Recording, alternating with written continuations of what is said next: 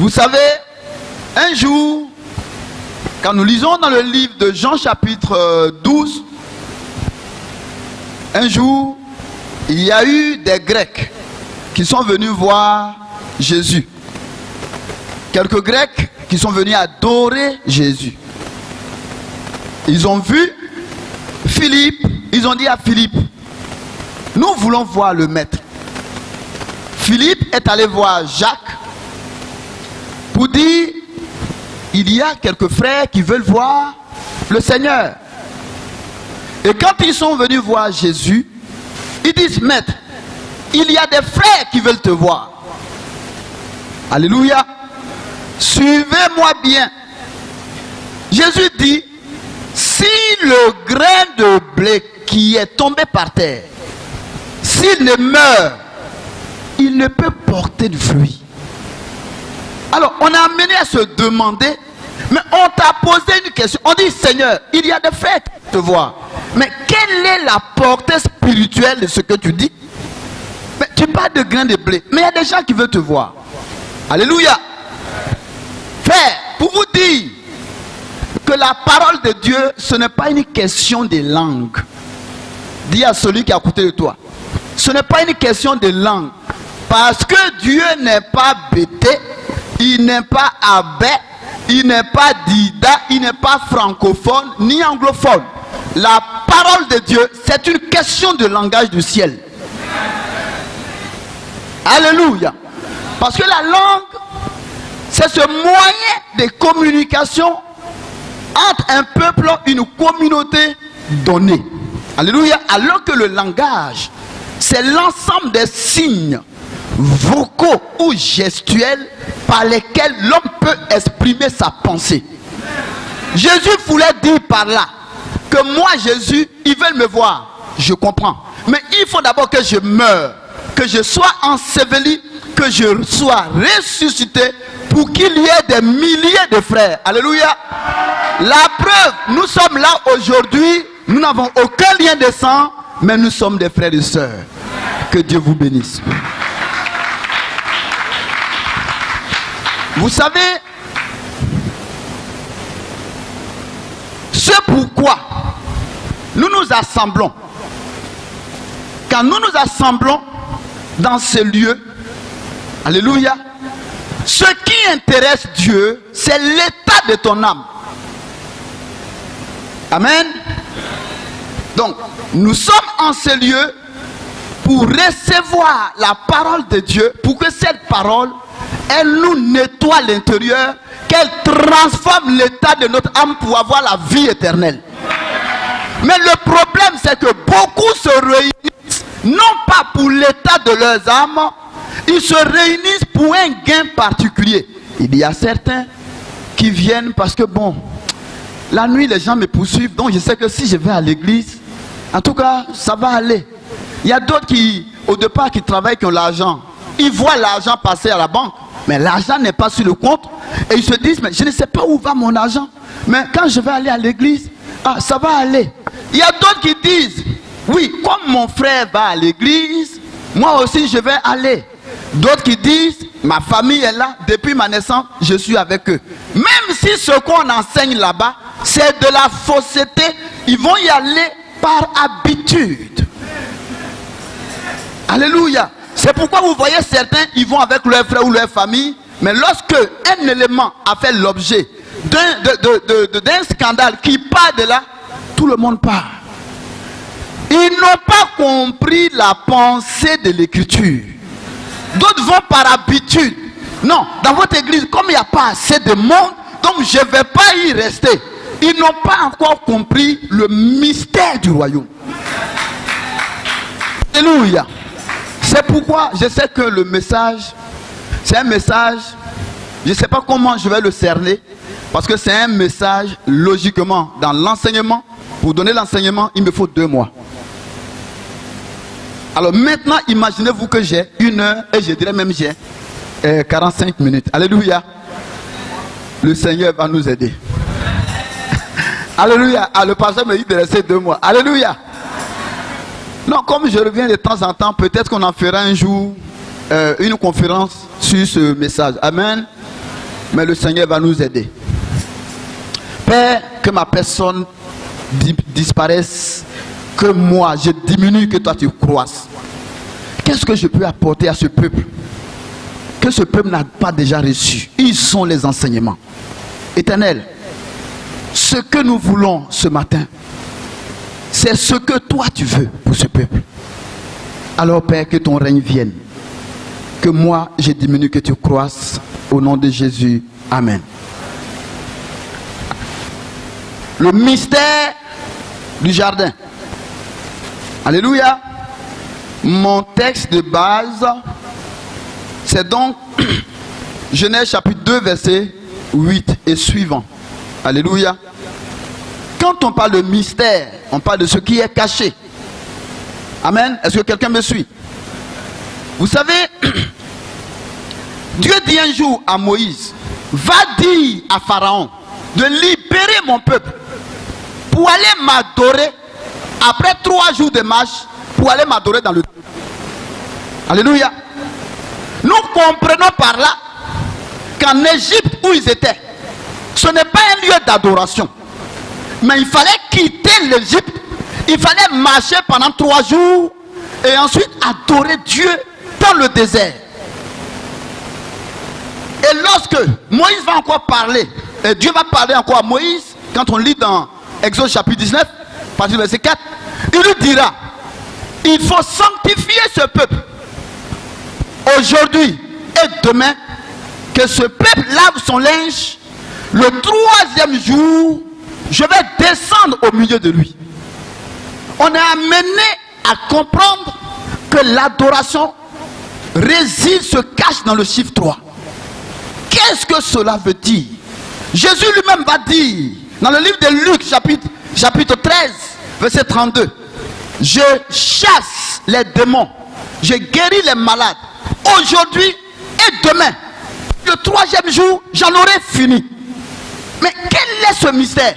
Et pourtant Jésus, après avoir chassé les démons, guéri les malades aujourd'hui et demain, il a toujours continué. Et pourtant il a dit, j'en aurai fini. Nous voyons ici une parole hautement prophétique qui est cachée dans le chiffre 3.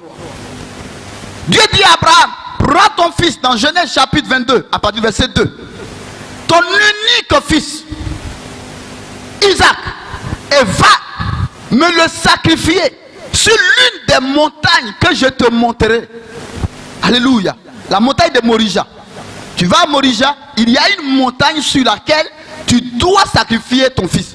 Or, quand Abraham, il est parti avec ses 2 serviteurs et l'âne qui portait le bois, il va dire à un moment donné, après 3 jours, le chiffre 3 apparaît encore ici.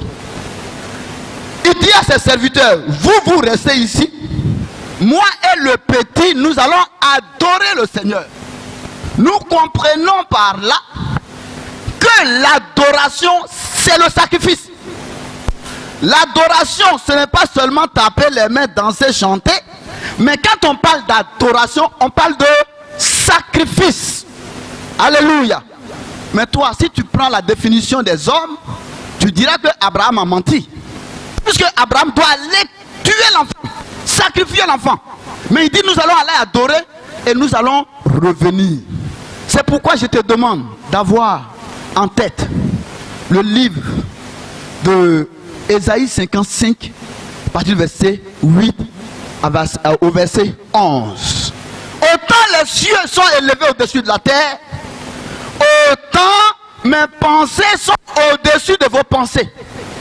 Alléluia. En d'autres termes, moi mes pensées sont célestes, alors que vos pensées sont terrestres.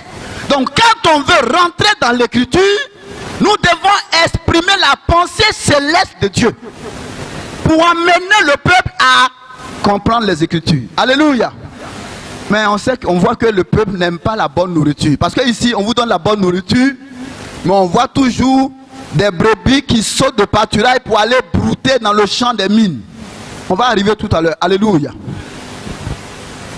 Et voilà que ils sont partis et l'enfant, maintenant le bois qui était sur l'âne, Abraham prend le bois il va avec l'enfant.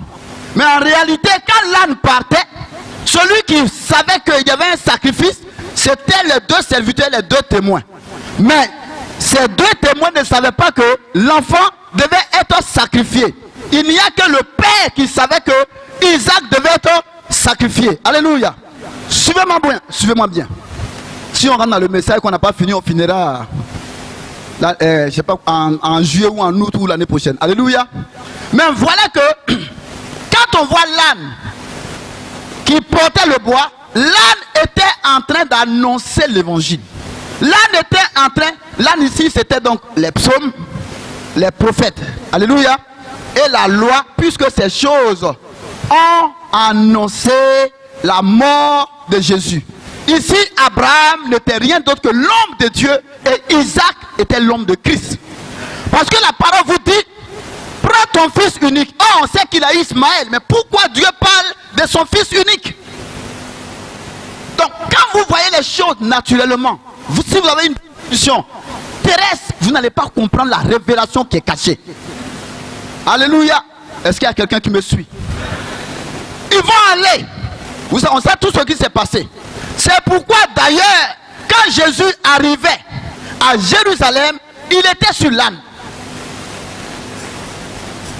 C'est le même âne, l'âne qui a porté le bois. Vous voyez, la Bible dit dans Proverbe 16, verset 4, je crois, ou verset 4, verset 6, ou verset 4, que tout ce que Dieu fait, tout ce que Dieu dit, il y a un but. Sinon, on nous parle d'Abraham, on nous parle de... Qu'est-ce que normalement cela a à voir avec quelqu'un qui vient de l'ouest, quelqu'un qui vient du centre, quelqu'un qui vient du nord? Mais pour vous dire, la Bible dit que dans le rideau du livre, il est question de moi. Jésus dit, tout est question de moi. Donc quand vous voyez une histoire dans la Bible, elle parle de Jésus. C'est pourquoi quand nous arrivons à la chair, nous devons vous parler de Jésus. On n'est pas venu pour vous faire notre publicité. Nous, on est qui pour vous faire la publicité? C'est pourquoi vous allez quelque part. Le prédicateur qui passe son temps à parler de lui, sortez de là. Alléluia. C'était donc la parenthèse. Le mystère du jardin. Une bonne oratrice ou un orateur, ou alors je vais lire pour gagner du temps. Dans Genèse chapitre 2, page verset 8. Puis l'Éternel Dieu planta un jardin en Éden, du côté de l'Orient, et il y mit l'homme qu'il avait formé. L'Éternel Dieu fit pousser du sol des arbres de toute espèce, agréables à voir et bons à manger, et l'arbre de la connaissance, nanana, tout le monde le sait. Voilà, on voit, et puis ainsi de suite. Alléluia. Vous savez, au commencement, quand Dieu a sorti la terre des eaux, quand vous lisez au départ, Genèse chapitre 1, vous verrez que la Bible dit que Dieu a séparé les eaux d'en haut, des eaux d'en bas. Et il y avait une étendue. Donc on a appelé là-bas, ceux qui sont en haut, on appelle ça le ciel. Et là, sur la terre, on dit la terre. Mais en réalité, quand il a ordonné que les eaux soient amassées, que le sec apparaisse, on a vu que le sec est apparu et que l'eau est de l'autre côté. Et la Bible dit quoi? Dans le passage que je viens de lire, Dieu va planter un jardin en Éden. Pourquoi Dieu, après que le sec est apparu, va-t-il planter un jardin? Il plante un jardin. La Bible nous précise le jardin d'Éden. Alléluia. Et maintenant, Dieu va amasser la poussière. C'est-à-dire qu'en dehors de ce jardin, il va prendre la poussière de la terre, il va réunir, il va former Adam, il va souffler dans ses narines, et après il va aller déposer Adam dans le jardin. On a amené de savoir que le jardin est le seul endroit où Adam pouvait s'épanouir. Alléluia. La Bible précise qu'il y avait un fleuve qui avait 4 bras. En fait, ce sont ces mystères qu'on doit définir. Que signifie le jardin? Que signifie le fleuve? Pourquoi le fleuve est-il divisé en 4 bras? Mais ça, on ne pourra pas tout vous définir aujourd'hui. Alléluia. On va voir quelques éléments. Amen. Et on dit que le fleuve avait pour mission d'arroser le jardin. Et quand il arrose le jardin, il y a de la verdure, et cette verdure produit la nourriture pour Adam. Amen. Donc ici, nous voyons que si Adam était en dehors du jardin, Adam allait rencontrer le désert. C'est vrai qu'en dehors de ce fleuve, il y avait d'autres fleuves. On a aujourd'hui la lagune. Non, ouais, c'est ça, la lagune. On a la lagune, on a Nawa pour ceux qui sont de cette région. On a le Cavali pour ceux qui sont de l'autre côté. Komo, Bandama, un endroit spécial qu'on appelle le jardin d'Éden. Et c'est ce fleuve-là qui pouvait nourrir Adam. Ça veut dire que si tu n'es pas dans ce jardin, l'eau que tu bois, la nourriture qu'on te donne, soit c'est la nourriture de la lagune, soit c'est l'eau du Bandama que tu bois, soit l'eau de Nawa que tu bois, mais la seule eau qui peut t'épanouir, qui peut te conduire dans les percées spirituelles, ne se trouve pas en dehors de l'Éden, mais elle se trouve en Éden. Alléluia. Vous savez, Dieu n'est pas partout. On vous dit souvent, Dieu est omniprésent. Mais ta définition de l'omniprésence, elle est terrestre. Tu vas penser que Dieu n'est pas partout. Quand je suis en train de... Les gens sont en train d'agresser, d'assassiner les gens dans la forêt de Banco, là, Dieu est avec eux. Hein? Ou bien les maisons closes, les boîtes de nuit, où les gens font n'importe quoi. Si Dieu est partout, Dieu est avec eux. Frère, n'ayons pas la définition terrestre. Nous sommes amenés à avoir une définition céleste. La pensée de l'écriture. Quand nous lisons dans le livre de Marc chapitre 4, vous verrez bien que il y a des disciples et quelques personnes qui ont demandé à Jésus, mais pourquoi quand on est ensemble, mais tu parles en parabole, alors que quand tu es avec nous, tu nous parles clairement. Il dit pour vous, il vous est donné d'avoir la révélation du royaume. Mais pour ceux qui sont de dehors, je parle en parabole de peur qu'ils écoutent et qu'ils entendent, de peur qu'ils comprennent et qu'ils ne se repentent pour se convertir. Mais ça ne vous paraît pas bizarre? Donc Dieu cache. C'est pourquoi dans Proverbe 25 verset 2, Dieu est content quand les choses sont cachées. Il aime cacher la gloire. C'est pourquoi la parole de Dieu, mais ce n'est pas de la pacotille. Il faut chercher. C'est pourquoi bénissez l'Éternel pour son nom de Dieu. Non, vous êtes ici, vous avez des ouvrages, tout et tout. Les ouvrages dont s'inspirent beaucoup d'hommes de Dieu dans le monde, qui ne veulent même pas mettre à la connaissance de leurs fidèles. Ils se cachent et puis ils viennent là, ils donnent des enseignements. Mon ami, quand tu ne sais pas là, il faut demander. Quand on ne connaît pas, on demande. Il n'y a pas question d'orgueil dans ça. Alléluia. Pour vous dire que la connaissance, c'est elle qui donne la vie. Dieu n'a pas dit chercher le franc CFA, les valeurs. Dieu n'a pas dit de chercher le franc CFA. Dieu dit de chercher la connaissance. Ce qui tue, ce n'est pas le manque du franc CFA ni de l'euro, mais ce qui tue, c'est le manque de connaissances. Toi, tu cherches quoi? Tu vas à l'église pour chercher mari? Tu vas à l'église pour chercher femme? Tu vas à l'église pour chercher la guérison? Tu vas à l'église pour chercher quoi? Non. Ton problème, c'est que tu es un païen. Parce que ceux qui cherchent ces choses, ce sont les païens. Amen. Mais toi, Dieu te dit de chercher une seule chose. Son royaume et sa justice. Et les autres choses te seront données.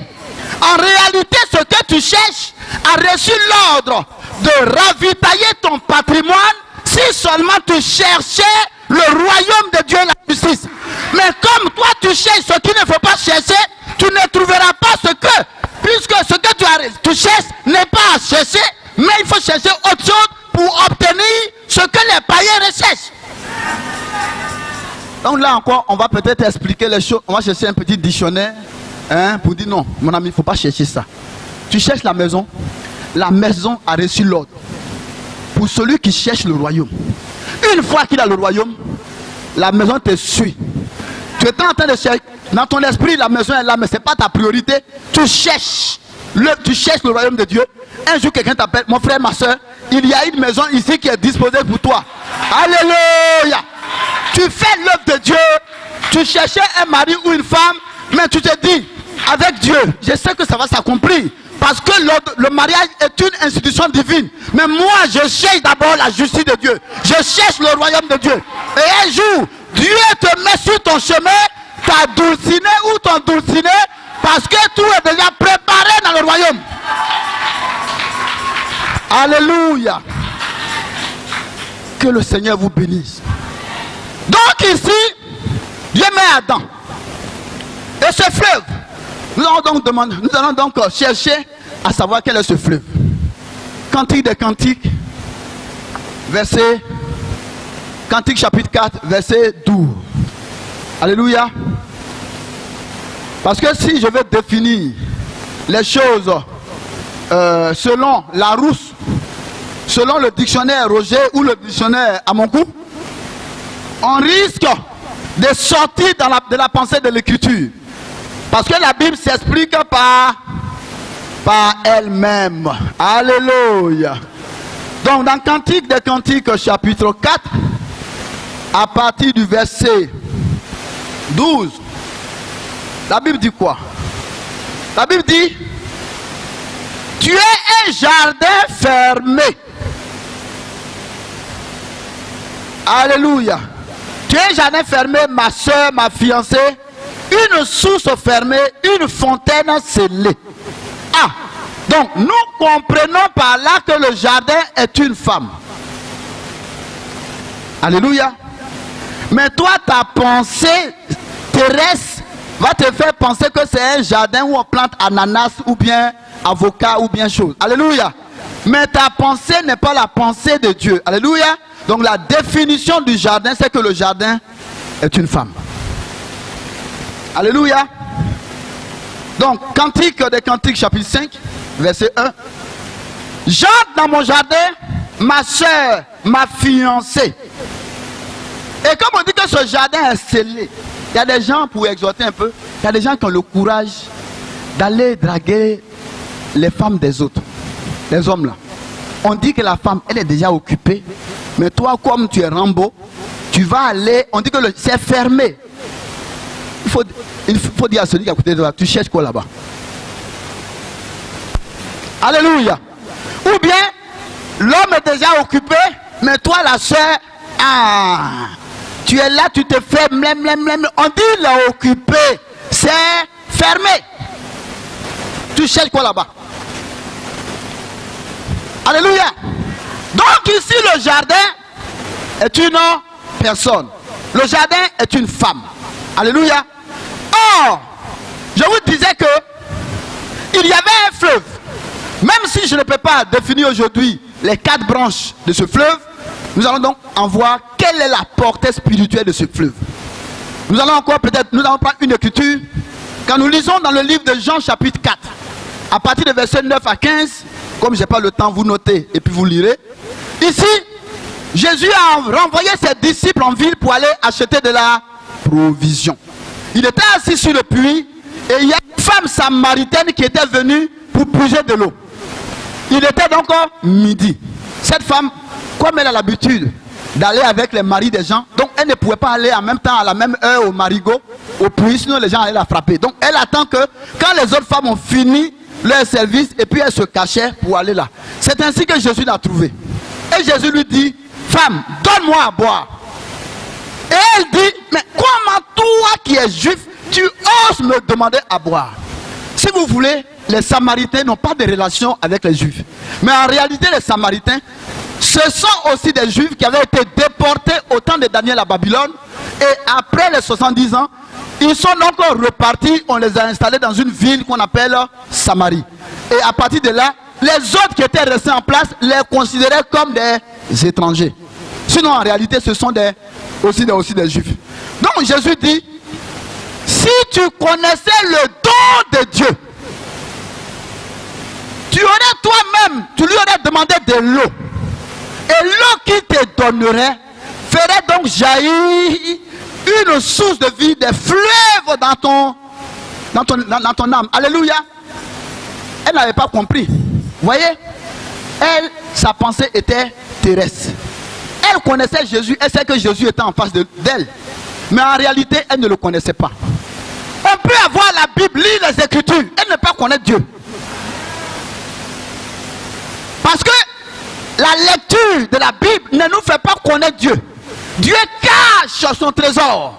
Il faut encore descendre dans le sous-sol. Je ne crois pas que l'or naturel, que tu puisses marcher et puis tu ramasses l'or. Il faut creuser à des mètres. Le trésor est caché. C'est pourquoi dans Isaïe chapitre 29, on dit que le livre est scellé. Le livre est là, on le donne à quelqu'un qui sait lire, mais qui ne peut pas lire. Et celui qui ne sait pas lire, qui ne peut pas lire parce que c'est scellé. Alléluia. Donc la mission du prédicateur est d'emmener, alléluia, le peuple de Dieu à comprendre la pensée de l'écriture. Le sacrificateur, il doit donc découper le cadavre. Là encore, ça va vous scandaliser quand on parle de cadavre. La Bible dit dans le livre de Luc, je crois chapitre 24, il dit, là où il y a le cadavre, s'assemblent les aigles. Or, naturellement, l'aigle ne mange pas. C'est les charognards qui mangent les cadavres. L'aigle mange du frais. Donc encore là, ta pensée terrestre va t'emmener à vouloir contredire la pensée de Dieu. Alléluia. On parle des aigles ici. Les enfants de Dieu sont des aigles. Alléluia. Et le sacrificateur, qui est rien d'autre que le boucher, parce que à l'époque de la sacrificature, on prenait l'animal et on le découpait. Amen. Maintenant, si tu ne sais pas découper l'animal, et puis il y a une poche. Vous voyez, il y a une poche qui est amère. Hein? Si tu as caché la poche, la viande serait amère. Donc le véritable sacrificateur, c'est celui qui découpe le cadavre sans vous donner, sans couper la poche qui est amère. Vous donnez de la bonne nourriture. Alléluia. C'est ça le rôle des sacrificateurs. Jésus a dit dans Jean chapitre 6, je suis le pain qui est descendu du ciel. Celui qui mange ce pain, il a la vie éternelle. Alléluia. Mais en réalité, ce pain, c'est ma chair. Et quand on parle de chair, on ne peut manger la chair que s'il y a cadavre. Est-ce que vous voyez? Donc ici, nous on découpe le Seigneur, on découpe la parole, on laboure la parole pour sortir les morceaux, pour donner ces morceaux au peuple, pour que ce peuple puisse s'édifier. Alléluia. Donc on a défini que le fleuve, ce n'est rien d'autre que, non, le jardin, c'est rien d'autre que la femme. Maintenant le fleuve, à partir de là, de ce chapitre, Jean chapitre 4, Jésus voulait dire que c'est lui qui est le fleuve. Je ne peux pas rentrer dans les d'autres détails à cause du temps, mais que c'est Jésus qui est le fleuve. C'est la même chose dans Jean chapitre 7, où il dit, celui qui croit en moi, je lui donnerai de l'eau et des fleuves d'eau vive couleront en son sein. Amen. Que l'Éternel vous bénisse. Maintenant, aussi longtemps que tu n'es pas dans ce jardin, le mouvement que Dieu prend, Adam, il essaie de former Adam. C'est une prophétie, prophétiquement parlant. Dieu était en train de prendre l'homme pour le déposer en Éden. Alléluia. Là où il y a le fleuve. Alléluia. En Éden encore, qu'est-ce qui se passe en Éden? Comme on dit, c'est l'est. Le soleil se lève à l'est. Amen. Donc l'Éden est la demeure du soleil, parce qu'il ne peut se lever que celui qui a dormi là. Alors que naturellement, le soleil se couche à l'ouest, à l'occident. Mais comment quelqu'un qui se couche à l'occident vient se réveiller ici à l'est? Il y a encore un autre mystère. Tout cela n'est que des mystères qu'il faut expliquer. Mais si on va expliquer, je risque de rater mon vol. Amen. Mais un temps viendra où nous allons vous expliquer ça. Nous allons prendre encore le livre du psaume. Quand vous lisez la Bible, quel est le rôle du prophète? D'abord, il y a deux sortes de prophètes. Il y a le prophète de l'Ancien Testament qui ne lisait pas le rouleau, mais qui recevait de Dieu. Et la prophétie qu'il donnait au peuple, c'était pour amener le peuple à la sanctification, et dresser, et pour ramener le peuple de Dieu à Dieu lui-même. Alléluia. C'est pourquoi quand Dieu a dit à Samuel, va, il faut donc oindre David comme étant le futur roi. Samuel a dit, si Saül me voit, il va se demander qu'est-ce qui se passe. Donc le prophète de Dieu ne se levait pas comme ça. Il se lève pour la mission. Alléluia. Vous avez déjà entendu ou bien lu, un prophète a dit, tu vas acheter une maison, tu vas acheter, je ne sais pas quoi, un éléphant ou je ne sais pas quoi. Non. Le but, c'était d'amener le peuple de Dieu. Maintenant, dans la nouvelle alliance, il y a le prophète ministre qui est différent du prophète de l'Ancien Testament, qui ne peut donner une prophétie que sur la base de la parole de Dieu. Alléluia. Si vous voyez un prophète qui donne une prophétie qui n'a pas de base biblique, c'est de la divination. C'est là qu'on voit la différence.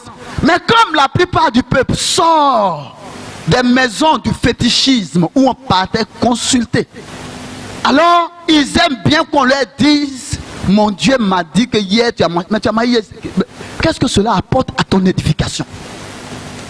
Et d'ailleurs, nous confondons à ce titre la prophétie et la parole de connaissance.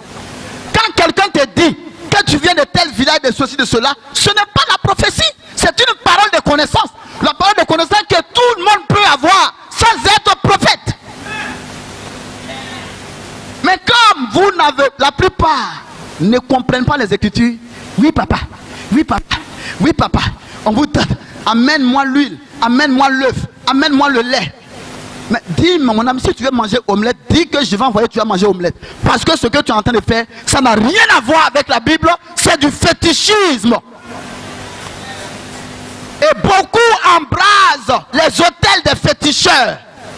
Oui, quand tu vas dans une église, ou quand bien même que tu ne connaisses pas l'homme de Dieu, si ce dernier-là, il est féticheur, tu as fait une alliance informelle. Vous connaissez, c'est vous-même qui allez nous donner la définition.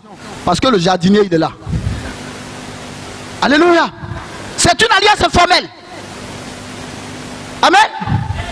C'est pourquoi, frère, comme on sait qu'aujourd'hui, la plupart des... Vous savez, à l'époque, dans les villages, on pouvait voir la maison des féticheurs. Mais aujourd'hui, ça n'existe pas. Donc, il y a des féticheurs qui ont changé de boubou, qui sont maintenant à la chair, qui ont les grosses Bibles, et qui sont en train de lire dans vos pensées, en train de lire ceci, sachant que les choses cachées reviennent à Dieu selon Deutéronome 29, mais les choses révélées sont pour les enfants de Dieu. Mais qui a dit que ces choses-là viennent de Dieu? Qui va me lire Jérémie chapitre 14 verset 10? Papa, mon serviteur, il ne faut pas intercéder en faveur de ce peuple, parce que ce peuple n'a pas d'attache. Il court ça et là. Quand on dit veiller, on croit que les membres de la mairesse, ils sont moins nombreux que ceux qui viennent à veiller. Donc il y a des chrétiens de veiller qui viennent chercher une solution, et le lendemain, qui vont aller boire l'eau de la Seine, qui vont aller boire l'eau de Komoé, qui vont aller boire l'eau de Bandama, et quand ils ont des douleurs et des problèmes, ils reviennent et disent, non attends.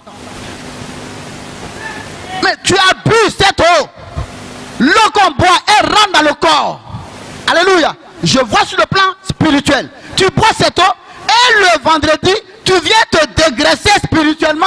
Et quand tout est dégraissé, l'homme de Dieu, avec les deux bulldozers qui l'assistent, ils vont faire la délivrance. Et le demain dimanche, tu vas encore aller boire l'eau. Alléluia. C'est un perpétuel recommencement. Pourquoi? Parce que simplement tu es en quête, à la recherche de quelqu'un qui va te dire ce que tu veux entendre. Alléluia. On a fini la lecture de ce passage. On était sur... Voilà, Jérémie 14. Il dit, mon serviteur, il ne faut pas prier pour eux. Alors que lui, par l'amour pour la brebis, et je vous rappelle que la brebis n'appartient à aucun homme de Dieu. La brebis appartient à Christ. Nous avons reçu le mandat. On ne peut pas aller au-delà ni en deçà. Nous faisons ce que Dieu nous demande de faire. La preuve, il a dit que si on ne le fait pas, il va venir nous enlever ces brebis et on ne va plus avoir de brebis. Voyez, les églises où vous voyez moins de monde, vous pensez qu'il n'y a pas Dieu. Je ne parle pas de ceux qui viennent de commencer. Alléluia. Mais il faut, vous les chrétiens, discerner les choses. Demandez à Dieu. Mais là où vous allez même par la parole de Dieu, vous devez savoir si ce qu'on vous donne, si c'est du gna ou ce qu'on vous donne, si c'est vraiment la parole de Dieu. Mais il y a des chrétiens qui ont l'appétit dans tout. Gna ça passe. Quelle sauce encore, tout ça, ça passe. Et là qu'il y a un petit désert, ah, il n'y a pas Dieu ici. Ils s'en vont. Oh, ils oublient qu'ils viennent de l'Égypte. Donc ils viennent du monde. La pensée, elle est égyptienne. La manière de manger, égyptienne. La manière de s'habiller, égyptienne. Mais avant d'arriver à Canaan, il y a un endroit où il faut forcément passer. Ce qu'on appelle le désert. Parce que là, dans le désert, Dieu va te briser. Dans ce désert, Dieu va te réformer. Dans ce désert, Dieu va te localiser. Il te dit, mon enfant, il y a quelque chose que tu dois encore laisser tomber. Il y a une habitude qui était en Égypte. Mais avant d'aller à Canaan, je dois te donner des instructions. Alléluia. Mais dès que le désert arrive, moi aussi je suis. Maintenant, c'est là maintenant les amis de Job. Là-bas où tu es allé là. Toi, rôle que tu joues là. Et puis ça t'arrive. Ma soeur, là-bas il y a la sorcellerie. Hein. Tu dis, tu t'en vas. Tu vas aller là-bas maintenant où on va te faire boire. Où ils ont fait boire à Paris là-bas, une dame. Tiens la bouteille, il faut boire. Quand tu vas boire, que tu vas vomir, le démon va partir. Comme on boit du bandit. La dame s'est retrouvée à l'hôpital. Mais c'est normal que celui même qui n'a pas Jésus, machin, qui boit, qui vomisse. Alléluia. Alléluia. Donc voilà, c'est ça qui est la vérité. Désert, tout enfant de Dieu, quel que soit ton désert, si tu es dans la voie de Dieu, que tu as un désert, je te dis qu'il y a un grand miracle en gestation. Donc ne pense pas que c'est le diable. Avant que Daniel, ses compagnons ne soient sortis de la fournaise ardente, il fallait qu'il y soit à l'intérieur. Mais si tu n'es pas dedans, comment veux-tu que Dieu soit la deuxième personne avec toi? Alléluia. Psaume 19, verset 6. On va vite définir. Oui, non. Alléluia. Psaume 19, verset 6. Vous avez trouvé? Et le soleil semblable, pour certaines personnes, certaines versions, ça peut être au verset 5. C'est pourquoi là, j'ouvre une parenthèse. Ceux qui vous disent que tel livre est livre à 66 livres, et ceci, le 666, ce sont des menteurs. Parce que Dieu, dans son découpage, et quand la Bible a été découpée, ce sont les hommes, pour que nous puissions nous retrouver. Ce n'est pas venu de Dieu. Dieu, c'est le rouleau de livre. Alléluia. La preuve ici, chez moi, c'est verset 5, chez d'autres, c'est verset 6. Et le soleil, semblable à un époux qui sort de sa chambre, s'élance dans la carrière avec joie, avec la joie d'un héros. Alléluia. Donc ici, le soleil a une chambre. Or, on ne peut parler de chambre que lorsqu'on parle de maison. Or, nous avons dit que le soleil dort en Éden. Amen. Donc ici, le soleil ici n'est rien d'autre que Dieu lui-même. Alléluia. Donc le soleil, il sort de sa chambre, il rentre dans sa chambre pour aller se coucher. Amen. Que le Seigneur vous bénisse.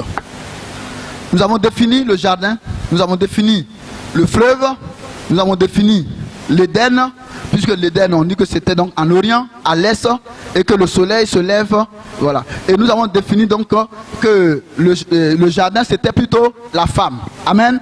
Donc si le soleil se lève en Éden, on dit ici que le soleil se trouve dans la femme. Dieu est dans sa femme. Mais là encore, si tu as une pensée terrestre, tu vas dire, mais il nous raconte quoi ce monsieur? Dieu n'a pas de femme. Mais je te dis que Dieu a une femme. Tu veux que je te dise comment Dieu a une femme? Pourquoi Jésus est mort? Jésus est mort à cause de sa femme.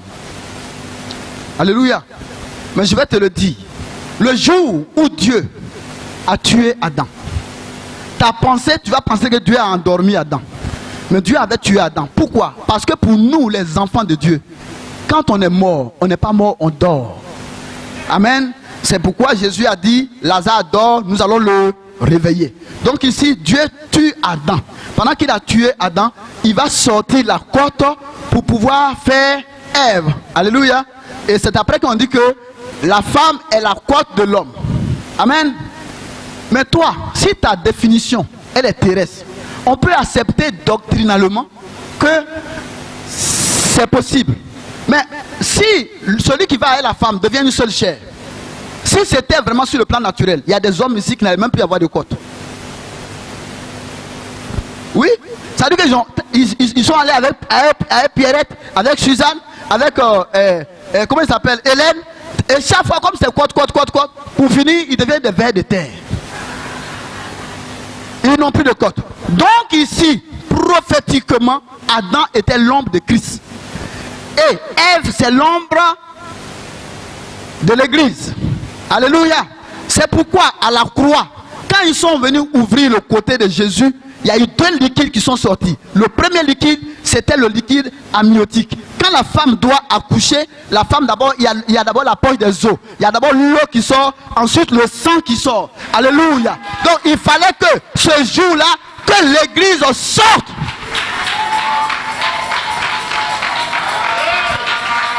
Alléluia. Est-ce que vous suivez? Donc Christ est mort pour son épouse.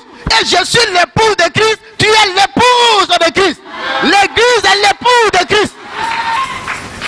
Donc tu sais maintenant que le Seigneur a une femme, non?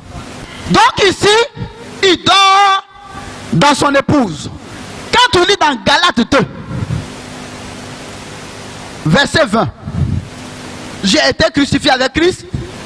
Et si je vis, ce n'est plus moi qui vis, c'est Christ qui vit en moi. Donc Paul nous explique qu'il est une femme. Alléluia. Et Christ vit à l'intérieur de sa femme. C'est pourquoi le jardin qui est la femme et le soleil qui est Dieu se couchent dans sa femme. Alléluia. Ça, à partir d'aujourd'hui, il ne faut pas avoir les pensées terre à terre. Alléluia. Donc, de façon succincte, jardin est défini. Donc, quand on prend aussi Adam pour l'amener dans le jardin, c'est un mouvement prophétique où on prend la femme là où son mari. Mais ça, c'est une autre pensée de l'écriture. Vous voyez, quand le soleil frappe l'homme, mon image, mon ombre, je peux faire 1 mètre et l'ombre va faire 10 mètres en fonction du mouvement du soleil. Donc la même écriture peut avoir plusieurs pensées prophétiques. Alléluia. Que le Seigneur vous bénisse.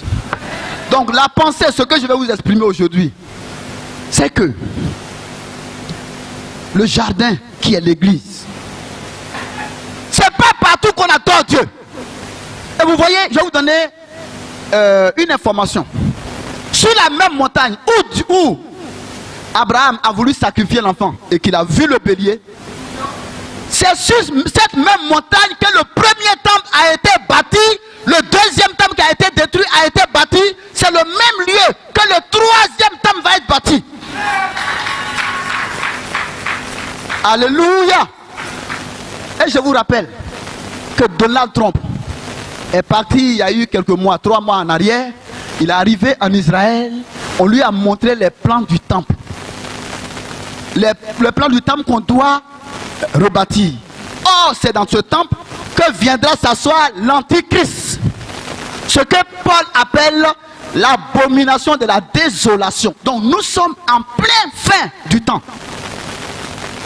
Il faut jouer à ta vie chrétienne. Tous les chrétiens ne seront pas enlevés. D'autres vont passer à travers le feu. Ne jouez pas avec votre vie. Alléluia. Tu veux servir Dieu, c'est Dieu. Mais quand tu vas dans la plantation de ton papa, pourquoi tu veux qu'il te paye pour que tu nettoies sa plantation?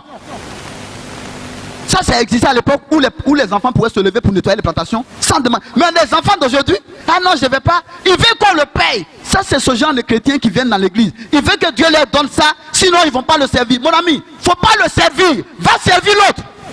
Dieu amènera toujours des nouvelles âmes. Il va susciter des pierres pour le servir. Alléluia. Est-ce que tu connais ce Jésus? Est-ce que tu le connais? La Bible l'appelle dans Genèse la sémence de la femme. La Bible l'appelle dans Exode l'agneau pascal.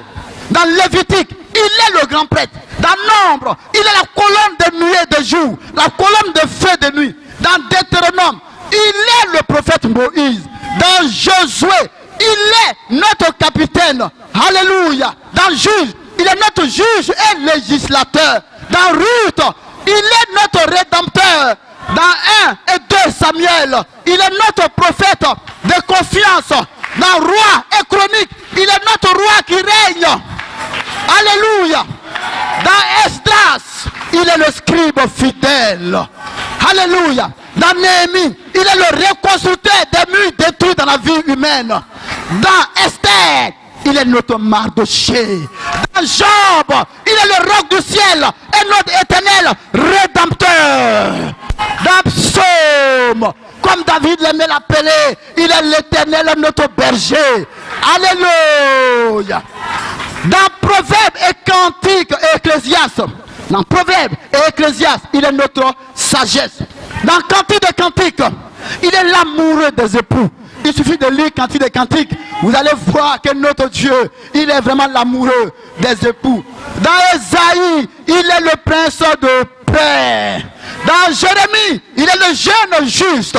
Dans Lamentation, il est le prophète qui pleure. Alléluia. Dans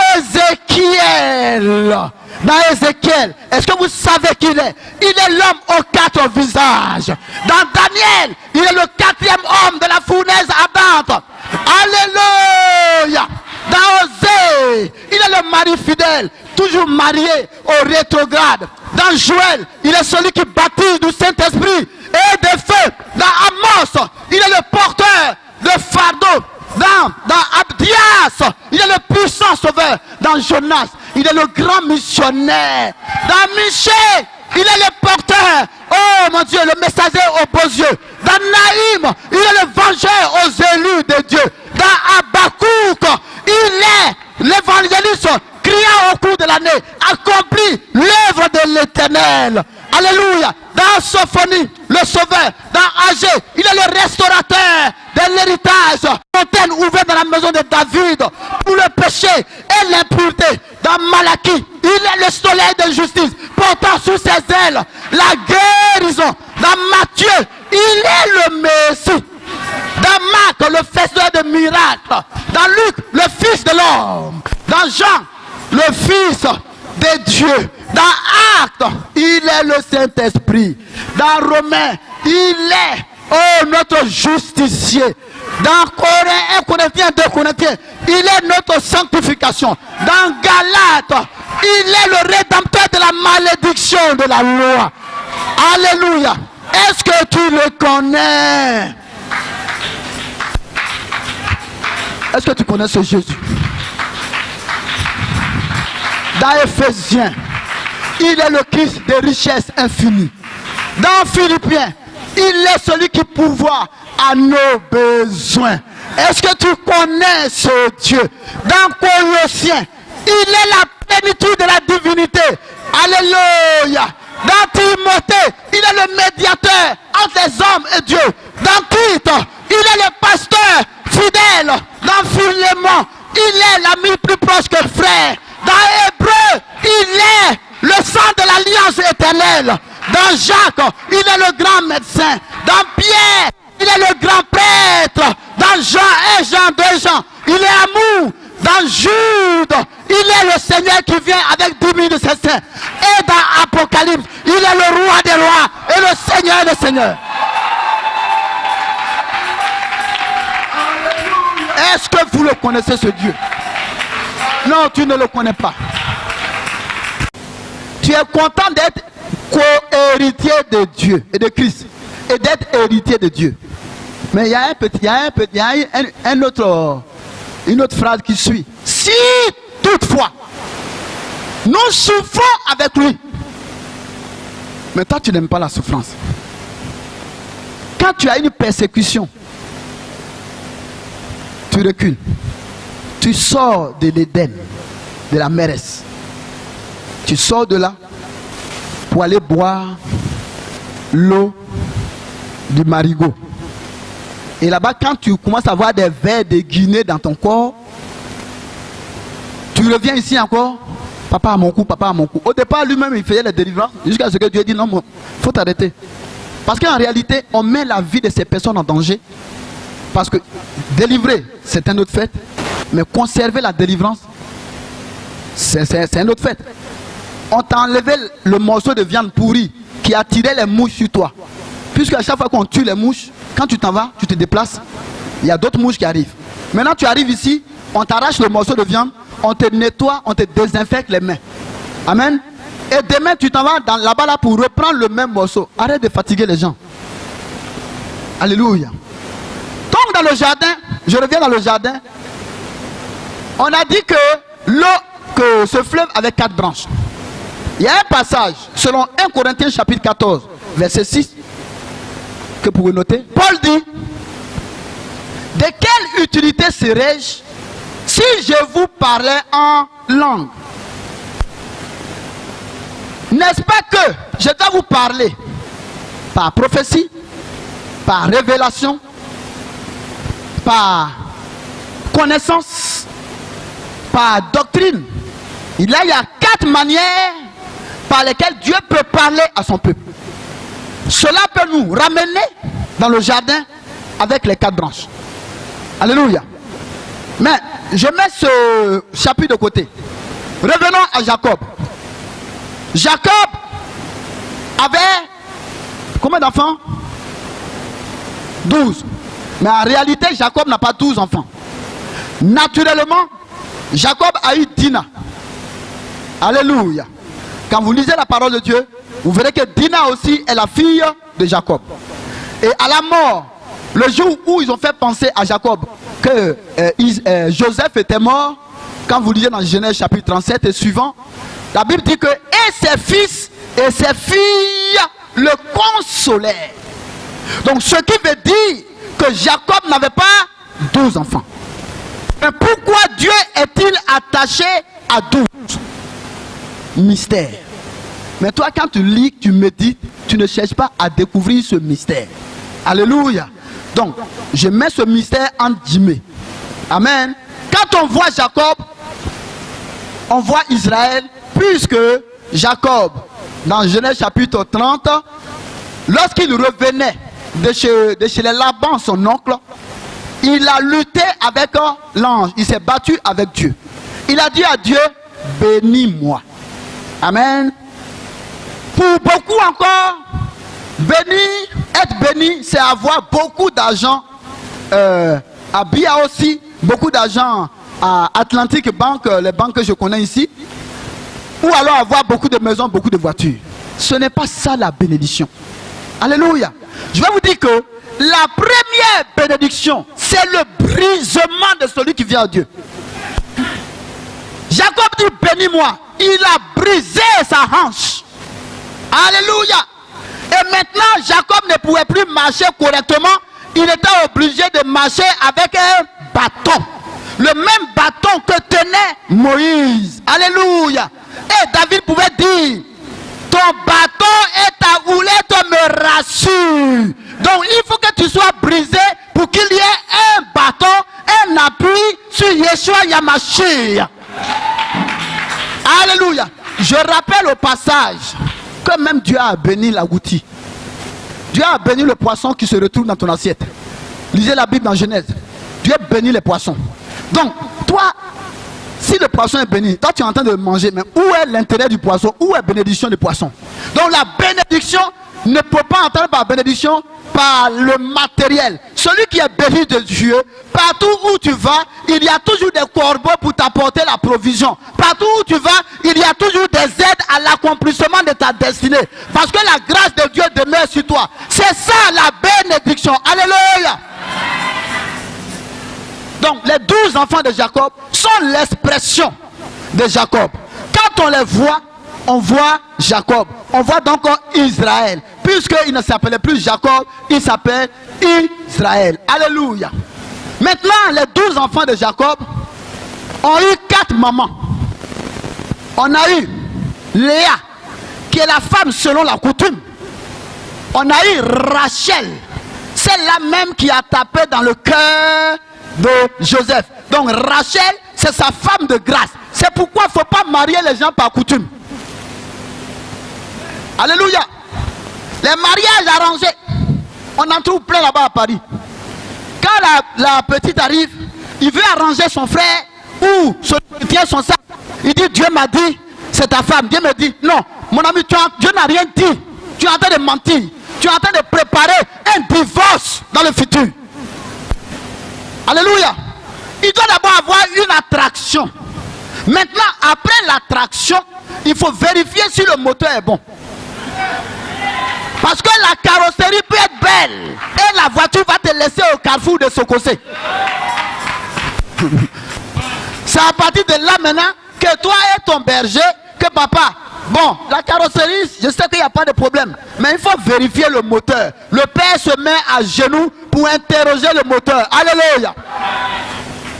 Donc, il y a eu celle-là, puisque bon, je ne vais pas revenir sur l'histoire, comment il a fait, vous le savez tous. Hein? Il voulait faire les nuits de noces, on lui a donné à boire, et puis on lui a donné Léa à la place de Rachel. Il n'a pas reconnu, et puis voilà, on dit bon, à son réveil, il dit, je me demande, on a tous bu avant, le vigneron est là, mais comment tu peux ne pas reconnaître ton épouse? Alléluia.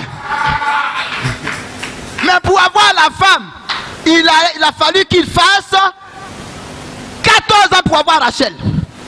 Mais si c'est toi, si le papa dit d'attendre, c'est la nuit, toi tu vas ouvrir la fenêtre et puis tu vas faire rentrer le gars comme un voleur. Et les femmes d'aujourd'hui, femme, respecte-toi. Tu es une perle. Est-ce que tu connais ta valeur? Je ferme la parenthèse. Après, comme il y avait un problème d'enfantement chez Rachel, on va lui donner Zilpa, qui est donc la servante. Et l'autre, elle donnera Bila. Voici les 4 femmes que Jacob a eues. Je rappelle le passage que Jacob n'a pas dit non.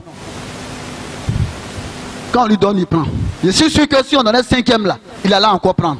Mais n'oublions pas qu'à cette époque, on n'était pas encore dans la dispensation de la loi. Amen. Comme je vois des hommes de Dieu qui prêchent, ils viennent faire des débats. Oui, Dieu a plusieurs femmes. Comment il s'appelle? Salomon a plusieurs femmes. Il en a 1000. Mais ils oublient les connaissances et les terrestres. En réalité, Salomon avait une femme. Parce que Pierre dit 1000 ans devant le Seigneur équivaut à 1. Alléluia. Donc, ils n'ont pas compris l'autre sens. Vous voyez, nous qui parlons beaucoup là, quand on nous donne quelques minutes. Alléluia.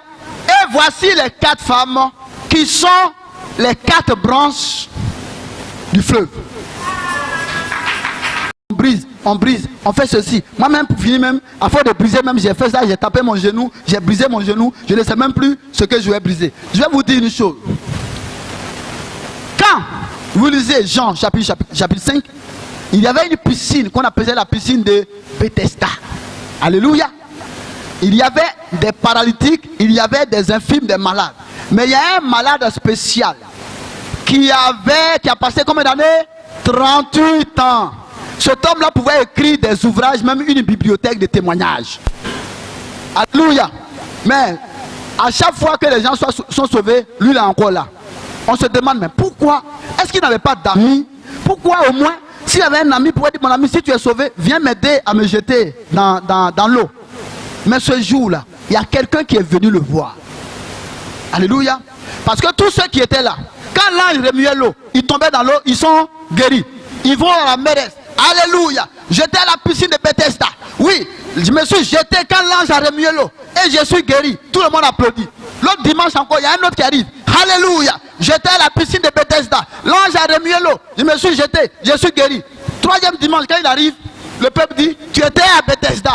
Ils connaissent maintenant le témoignage par cœur. Alléluia. Et maintenant le paralytique, ce jour-là, le Seigneur lui-même en personne. Alléluia.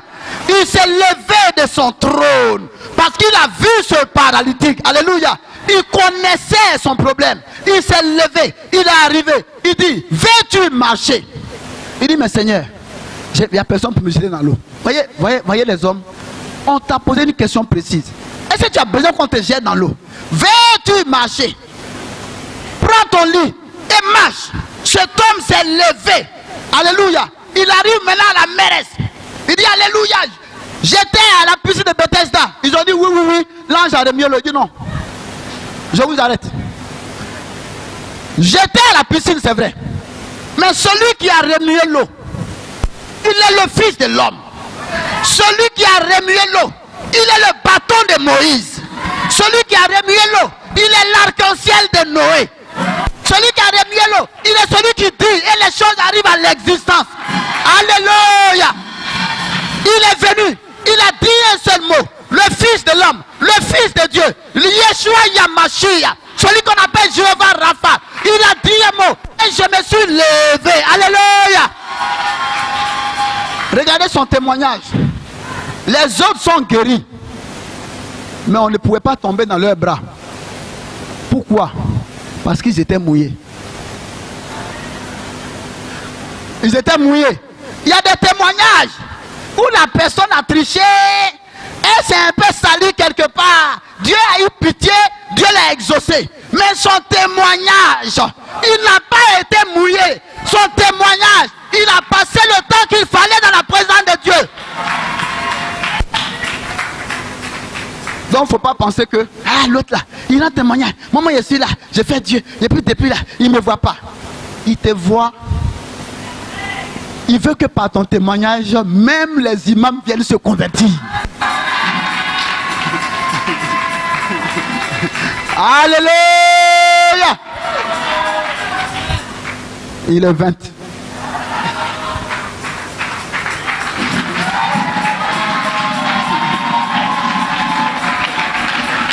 Là, on parle des 12 apôtres. Et pourtant, à la mort de Judas Iscariote, ils ont tiré au sort pour avoir Matthias. Ça veut dire qu'il y a eu 12, il y a eu 13 apôtres. Paul est arrivé après. Ils étaient donc 14. Mais pourquoi Dieu dit les 12 apôtres? Il y a un mystère. Alléluia. C'est pourquoi ta pensée n'était pas une pensée terrestre, mais céleste. Quand le Seigneur partait dans la maison de Jairus, on a dit qu'il y avait une fille qui était mourante. La petite, elle avait 12 ans. Pendant qu'il allait, il y a une femme qui n'était pas prévue et qui allait se jeter, qui dit, si seulement je pouvais toucher le pan de sa robe. Cette femme, elle avait une paix de sang pendant 12 ans. Il y a quelque chose dans le chiffre 12. Alléluia. Dieu voulait dire par là, dans la maison de Jairus, Jairus est juif. Et par le Seigneur Jésus-Christ de Nazareth, toutes ces choses, il y a des révélations. Alléluia. Ou un conseil, bien aimé. Ce que j'ai vu ici, vous savez, en Europe, il y a des femmes qui ne veulent pas enfanter et qui prennent des pilules. Mais dans l'église, il y a encore des femmes qui prennent des pilules spirituelles. Parce que si chaque personne ici, parce que vous les hommes, ainsi que les femmes, vous êtes tous des femmes, puisque vous êtes l'épouse de Christ, vous devez enfanter. Pourquoi vous prenez des pilules? Demande à celui qui... Pourquoi tu prends des pilules? Ici, le nom qu'on est, si on se dit, ne serait-ce même que 9, admettons que la grossesse dure 9 mois. Tu dis pendant 9 mois, je dois enfanter une personne. Ou bien, un vase contenant un peu d'huile. Il dit va dans ta maison, va emprunter des vases vides autant que tu voudras. Ramène ces vases, ferme la porte avec ton enfant et le peu d'huile commence à remplir les autres vases. Naturellement c'était impossible, mais elle a fait cela. Ils ont commencé à remplir tous les vases, jusqu'à ce qu'à un moment donné, elle dit à son fils, donne-moi des vases. Il dit, maman, il n'y a plus de vases. Et l'huile a cessé de couler. C'est-à-dire que si cette femme avait pris des milliers et des milliers de vases, l'huile allait continuer de couler. Parce que elle, nous tous, nous sommes des vases de l'Éternel. Alléluia. Il y a des vases vils, il y a des vases d'honneur. Quand quelqu'un n'est pas né de nouveau, il est un vase, mais un vase vide. Mais toi qui es le vase, avec la présence de l'Esprit de Dieu en toi, quand tu vas aller emprunter des vases, quand tu vas aller évangéliser, autant de vases que tu le feras, je te dis que ton huile ne cessera pas de couler au nom de Jésus. C'est le secret. Que celui qui a des oreilles entende ce que je viens de dire. À partir de maintenant, prie, Seigneur, fais-moi des pécheurs d'hommes, des pécheurs de femmes. Alléluia. Va chercher des vases vides. Je n'ai pas dit d'aller mettre ta canne à pêche dans l'aquarium des gens. Amen. Aquarium, ça veut dire que tu vas dans l'église. Viens. S'il n'y a pas la parole que tu lui parles, c'est autre chose. Alléluia. Que le Seigneur vous bénisse. Que le Seigneur vous bénisse. Retenez les fausses prophéties. Retenez les fausses prophéties. Un homme de Dieu ne peut pas rentrer dans le corps de quelqu'un pour soigner quelqu'un. C'est pas du tout. Ça n'a aucune base biblique. Alléluia. Que le Seigneur vous donne vraiment l'esprit pour pouvoir discerner les choses. Toi qui es dans l'attente d'une situation, toi qui vis un désert, bénis le Seigneur. Si ton désert n'est pas lié à un péché quelconque, si ton désert dans l'obéissance, dans la crainte de Dieu, tu es là et malgré ça, tu te trouves au désert, dis que ton Canaan n'est pas loin. Alléluia. Et bénis le Seigneur en toutes choses. Si tu es dans le péché, sors de là. Comment quelqu'un qui vit dans l'impudicité veut qu'on prie pour qu'il ait un mari ou une femme? Non. Quand l'Éternel te voit, mon ami, vous formez une seule chair. Tant que tu n'as pas laissé ton Ismaël, ton Isaac ne viendra pas.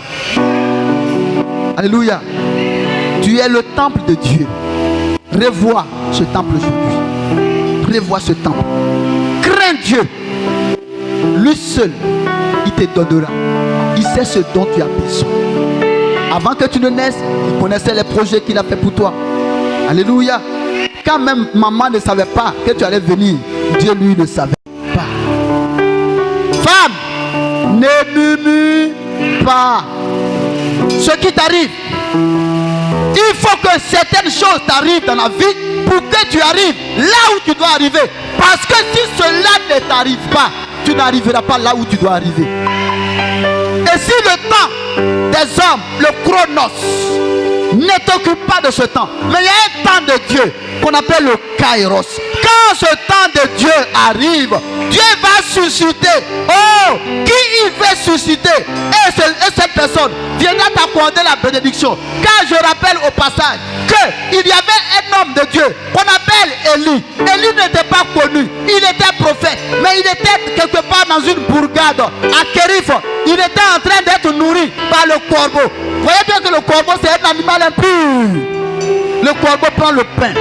Serviteur, il arrive un moment où tu mangeras la même expérience avec la veuve de Sarepta. Et tu vas aller maintenant rencontrer les prophètes de Baal de cette nation, les prophètes d'Astarté de cette nation. Et tu vas les humilier. Parce que moi l'Éternel, je n'ai pas au vase qui est quelque part là-bas qui est en train de briller. Parce que tout ce qui brille n'est pas de l'or.